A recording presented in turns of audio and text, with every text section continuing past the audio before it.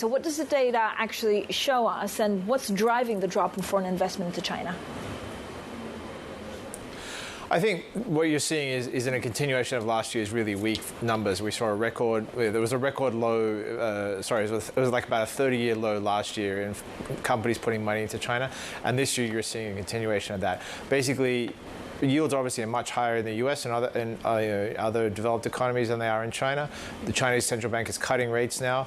And so if you're a foreign company, you're looking at a weak Chinese economy, you're looking at growth, it's not even going to be 5% this year, it's only about 5%. And then you look across the Pacific to the US where you can get 5% just by having your money in treasuries, you see a better investment environment. So companies are taking their profits and they're moving them offshore. And then you're also seeing a lot of foreign companies, especially in the car space, are pulling out of China or cutting back their investments in China because they're just not able to compete in the Chinese market against companies like BYD anymore. So you see Mitsubishi pull out, where you saw Honda was cutting back, Nissan is cutting back, Hyundai is cutting back. A lot of the foreign brands which were doing really, really well in China until just a few years ago are now really pulling back on their investments there, and that's also driving driving these numbers and this drop we saw in the second quarter. James, Chinese firms are also investing overseas at a record pace. So what's driving that? I think it's the opposite of that. So there's very, very strong Chinese car companies and battery companies which are really driving this record $71 billion in outbound investment we saw in the second quarter.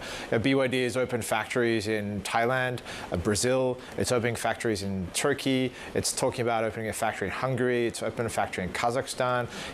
You've got battery factories that are being opened around the world to supply not only Chinese EVs, but for other companies' EVs as well. You've got Chinese companies building chemical plants in Saudi Arabia and other places. So Chinese companies are going out now in ways they haven't gone out for probably the last 10 years to really try and take advantage of, one, the demand for their goods. Chinese EVs are some of the best in the world. The battery technology is the best in the world. They lead on solar panels. But then also because they're having to build overseas because of higher tariffs. You can't, a lot of the things like EVs, for example, you can't ship from China to the US. The EU has obviously put in tariffs as well. So there's a lot of pressure on Chinese companies to build their factories in Europe or in South America or in America so they can get their goods to customers in those markets.